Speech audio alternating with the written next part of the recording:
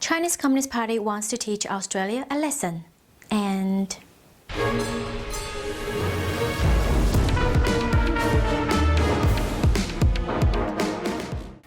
hi everyone, welcome to Yangyang Talk. I'm Yangyang. Hi, I'm Lulu. So from our last episode, we heard about the over 1,000 things that Australia has done that in the eyes of the Chinese Communist Party has caused them offence, especially after Australia led an investigation into the origin of COVID-19.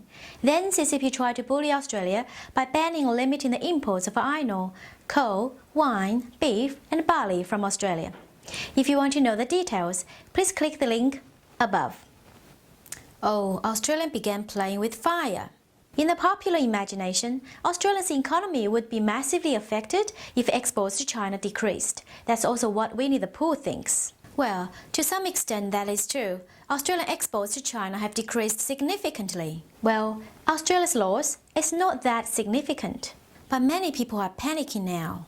I know, CCP wants to hit Australia bad, so to make the hit appear ferocious. That's why some people panic. But as what I said in my last video, CCP picked the wrong one. Do you know how important Australian coal and iron ore are to China? I know they're both central to the operation of the economy of China. Exactly. Iron ore is the starting point for making steel. Yeah, so? Well, in order to stave off the economic impact of COVID, the CCP launched a massive stimulus program. In 2020, China produced 1 billion tons of raw steel. That's a 5% increase from 2019. Incredible! So even in the face of downturn in global demand, there's still the massive increase in steel production? Yes. But so what? What does this have to do with iron ore? Well, it means that China needs to import more iron ore than it did before, and because of the increased demand, prices are gone up. So that's good for Australian, right? Higher prices mean more revenue? Yes, the trade in iron ore has been largely unaffected, though China is trying to source iron ore from elsewhere to make up demand. Yes, I have heard about the cement mine in Guinea in Africa. Oh, that? Well, that will still take the better part of the decade to develop, and many billions of dollars, and the shipping will cost a lot too. Oh, right. And what about Brazil? Don't they export iron ore too? Isn't that a threat to Australia? Yeah, maybe. Brazil has been hit really hard with COVID, and a couple of tailings dam collapses have had a major effect on the mining industry there, so the iron ore exports are affected as well. Oh. You see, China has also started importing iron ore from India, but the iron content is really low, and that causes other issues with the steel factories. The steel makers really like the Australian stuff, so we could say iron ore is essential to China. Okay, so what about coal? I seem to recall there are two types, but I can't remember them right now. Yes, that's right. There's thermal coal and metallurgical coal. Oh yes? If I remember correctly, one is used in power stations for electricity and the other one is making iron and other things. That's right, and Australia has quite a bit of both types and has developed some big export markets. But China has actually restricted the Australian coal imports, right? Yes. So where is China getting its thermal coal from now? The stuff they use for electricity and heating in the cold regions? Well, they're really trying to get it from anywhere, like South Africa, Indonesia and Russia.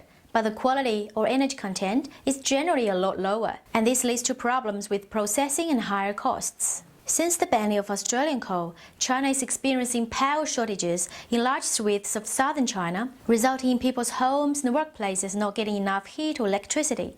Children and elderly were freezing in the cold. People had to climb stairs to get to their offices. Street lights were off, causing more car accidents and theft. Factories had to close, and the restaurants and hotels were too cold to attract any customers.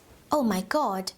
People in China are really suffering. Yes, in fact the energy providers are putting pressure back onto central government to let them source the Australian coal because of the better quality and reliability of supply. Chinese government won't listen to its people. I guess the energy providers are struggling as well.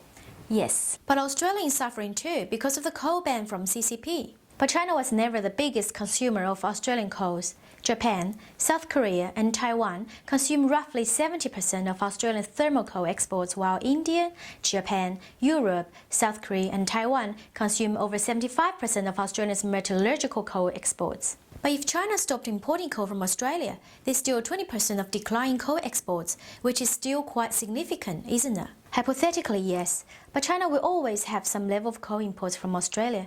And what is actually happening now is that Australia is selling more coal to a range of other countries who in turn sell it to China with a margin. That's good to hear.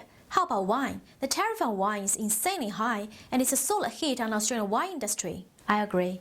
Let's take a break as Yinyin volunteers in the ad. Let's have a look.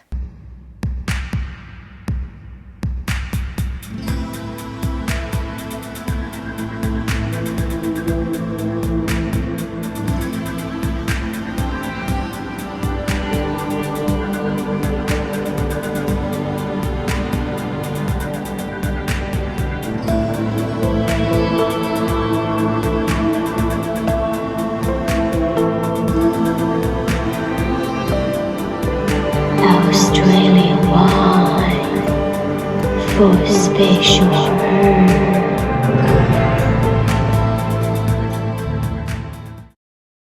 Welcome back. Yes, please buy Australian wine to say no to CCP bully. Australian wine industry may face some challenges in 2021. However, some recent data shows even though CCP reduces wine imports from Australia, the US, UK, Canada and New Zealand are second top markets in value terms. In other words, they imported more wine from Australia than before. Really? It's a good sign. Before the wine restriction, despite a drop in the volume of wine being sent to China, the value increased 4% because the price of Australian wine was increased. But now the wine is restricted to get into China. Yes, struggle for wine industry would be expected, but there's an argument that it will not be long before the Chinese consumer market start knocking on the doors of Australian winemakers demanding our wines. I also heard the high wine tariff triggered the global anti-CCP wave of buying Australian wine to support Australia. In early December 2020, the American White House reception held at the White House Security Conference also specifically publicized the use of Australian wine. Yes, other countries would stand against the bully from CCP. What about beef ban? Australia's beef exports to all markets fell dramatically in 2020 due to reduced national cattle herd size. And exports to China? Down by 35%. Wow! But if you look more into figures, China had already been sourcing more beef from South and Central American countries, which can supply at a lower cost. There has been little effect of the recent tariffs. Japan is the biggest market of Australian beef. So free market issues are determining the trade dynamics with beef, and the effects of the tariff has been minimal? Yes, that's right. Now let's talk about barley. As the CCP's increased tariffs have changed the pattern of the international market, some major agricultural competitors like Russia have taken measures to cut exports.